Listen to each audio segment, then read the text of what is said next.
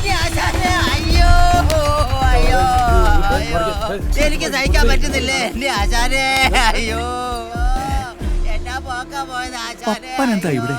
ശരിയാ, പപ്പനാണല്ലോ. പിന്നെ കിടന്ന് കരയുന്നേ, എന്റെ വല്ലൊരു ചത്തോ? അയ്യോ അന്നേ, ഈ നാട്ടിൽ എന്തോരം മാന്യന്മാരുണ്ടായിരുന്നു, അവരുടെ കൈ കൊണ്ട് ചാകാൻ പാടില്ലായിരുന്നു ആശാനെ. അയ്യോ എന്തോ പണി ആചാര്യനെ പഠിപ്പിച്ചു, പക്ഷെ ചാക്കി വെക്കാൻ മാത്രം ആചാര്യനെ പഠിപ്പിച്ചില്ല. അയ്യോ അവസാനമായിട്ട് ഈ മുഖം ഒന്ന് ഞാൻ കണ്ടോട്ടെ ആലായിരുന്നു ആശാന്റെ മുഖം എവിടെയാ? അയ്യോ ആ മുഖം ഒന്ന് കണ്ടിരുന്നെങ്കിൽ 2 തുള്ളി പ്രാണിയെ വായിലേക്ക് ഒഴിച്ചു തരായിരുന്നു. കുഴിയിലേക്ക് എടുക്കുമ്പോ ആശാൻ അതൊരു ആശ്വാസമായേ. അയ്യാ അയ്യോ അയ്യോ, ഇനി ആശാന്റെ കെട്ടിയോളെ വർഷവും ഒക്കെ ഞാൻ തന്നെ നോക്കേണ്ട വരുമല്ലോ. ഒരെണ്ണം വായിച്ചു കഴിഞ്ഞാൽ കൂടെ ഇരുന്ന് അടിക്കാനായിട്ട് എനിക്ക് ആരാണോ ഉള്ളത് കൂടെ. അയ്യോ ആരാ മരിച്ചത്? എന്റെ ആശാൻ മരിച്ചു പോയി ആശാനെ. അല്ല, ഏത് ആശാനാ? അപ്പൊ ആശാൻ മരിച്ചില്ലായിരുന്നോ? ഞാനോ? അപ്പൊ ഈ മരിച്ചു കിടക്കുന്ന ആശാൻ ഏതാണ് ആശാനെ? നിന്റെ അമ്മയുടെ നായര്. വർഷം പഠിക്കാൻ പറഞ്ഞാ പഠിതാ പോരെ, തിരിച്ച് നടക്കണോ?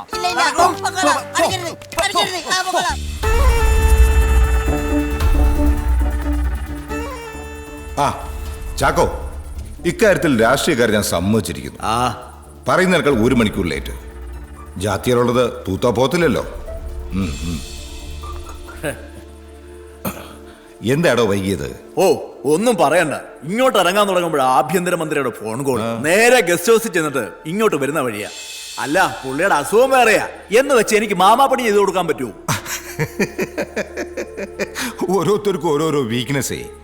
ചിലർക്ക് പെണ്ണ്, ചിലർക്കോ പണം.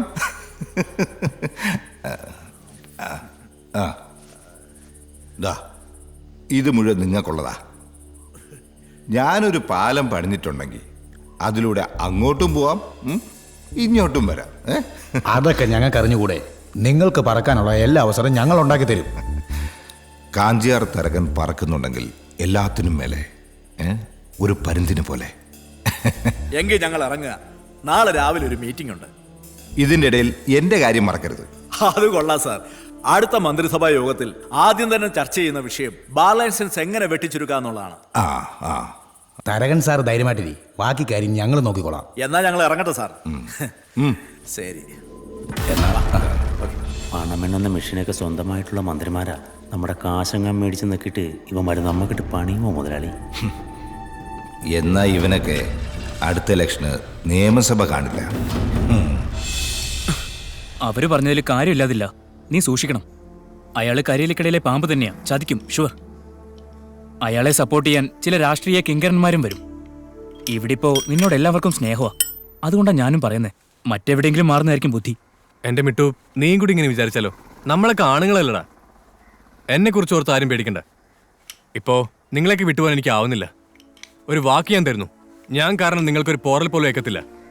ഇത് ശരന്റെ വാക്കാ. എന്നെ രക്ഷപ്പെടുത്താനാണ് നിങ്ങൾ നോക്കുന്നെങ്കിൽ ആ വിശ്വാസം ഞാൻ തിരികെ തരും. അതൊക്കെ പോട്ടെ മിട്ടു, നിന്റെ വീട്ടിലാരൊക്കെ ഉണ്ട്? എന്നെ ഒന്ന് ക്ഷണിച്ചു പോലില്ലല്ലോ. സോറിടാ, ഒരാളെ വീട് കൊണ്ട് കാണിക്കാൻ മാത്രം അത്ര സെറ്റപ്പൊന്നും അല്ല എന്റെ വീട്. പിന്നെ ഞാൻ അങ്കമാലിയിലെ പ്രധാനമന്ത്രിയല്ലേ. ഒരു ജോലി തേടി വന്നപ്പോ നീ എന്നെ ആശാനടുത്ത് കൂടുതൽ സപ്പോർട്ട് ചെയ്തേ. ആ സ്നേഹത്തിന്റെ പേരിൽ മാത്രം, അല്ലാതെ എനിക്കൊന്നും വേണ്ട. അയ്യോ, അതുകൊണ്ടൊന്നുമല്ല. എന്നാ ഞാൻ നിർബന്ധിക്കുന്നില്ല. അങ്ങനെയൊന്നുമില്ല, വൈകുന്നേരം ആവട്ടെ, നമുക്ക് പോ. ശരി.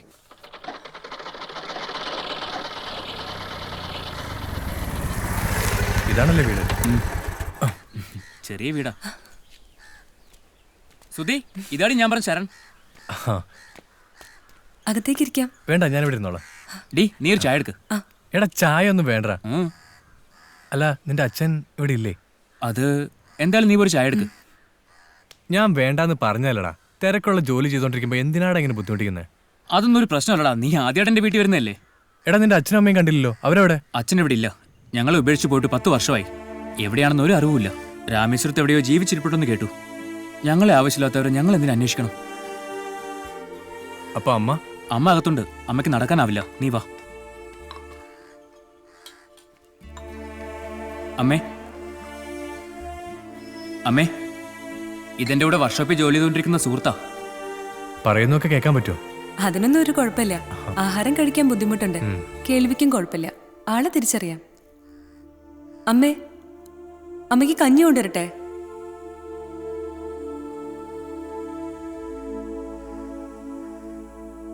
മിട്ടു, തന്നെക്കുറിച്ച് ഞാൻ ഇത്രയൊന്നും മനസ്സിലാക്കിയിരുന്നില്ല.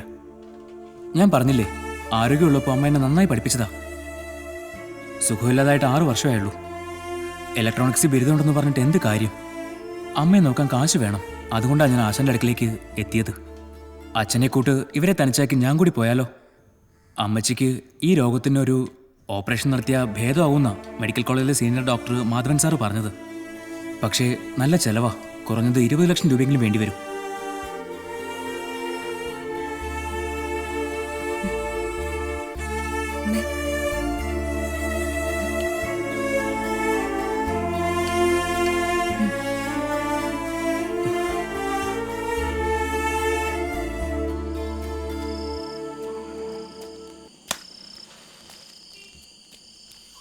അമ്മച്ചി, ദേ അപ്പച്ചൻ വന്നു.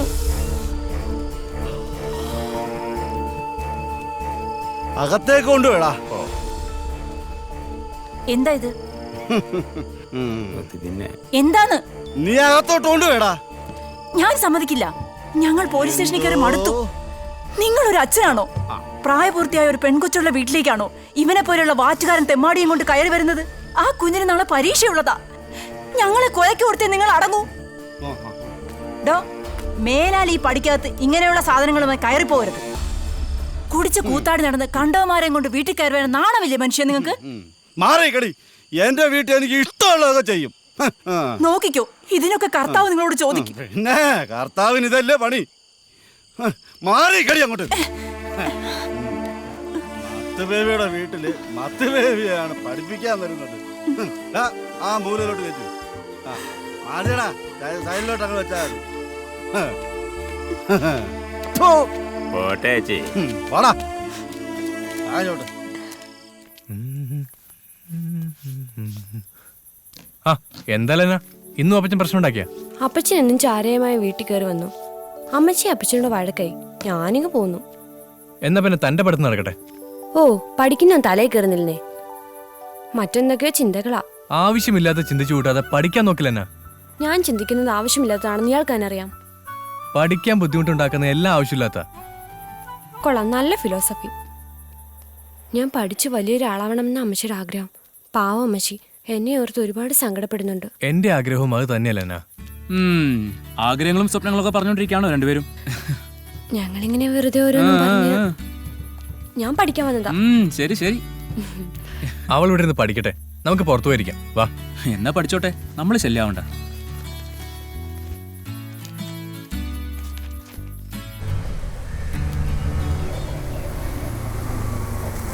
സുധി, എന്നെ എന്തിനാണ് ഒഴിവാക്കാൻ നോക്കുന്നത്? നിന്നെ എന്താണ് സുധി ഒന്നും മൈൻഡ് പോലും ചെയ്യാതെ? ശ്യാം, ദയവ് ചെയ്തെന്നെ ശല്യം ചെയ്യരുത്. എന്തുകൊണ്ട്? ഒരിക്കലും ഇഷ്ടമാണെന്ന് നീ എന്നോട് പറഞ്ഞതല്ലേ? നല്ല ജോലി നേടണം, സമ്പാദിക്കണം, എന്നിട്ട് ഒരുമിച്ച് ജീവിക്കാം എന്നും നീ പറഞ്ഞു. ദാ ഇപ്പോൾ ബാംഗ്ലൂരിൽ നല്ലൊരു കമ്പനിയിൽ മെക്കാനിക്കൽ എഞ്ചിനീയറാണ് ഞാൻ. എന്നോട് ക്ഷമിക്കണം ശ്യാം. അസുഖം ബാധിച്ചു കിടക്കുന്ന അമ്മയും ഞങ്ങൾക്ക് വേണ്ടി കഷ്ടപ്പെടുന്ന എന്റെ സഹോദരന് മാത്രമാണ് എന്റെ ലോകം. എന്നെ മറക്കണം. എത്ര നിസ്സാരമായിട്ടാണ് സുധി നീ ഇത് പറയുന്നത്? അതിന് മാത്രം എന്ത് തെറ്റാണ് ഞാൻ ചെയ്തത്? ദയവ് ചെയ്തെന്നെ കാണാൻ ശ്രമിക്കരുത്, പ്ലീസ്.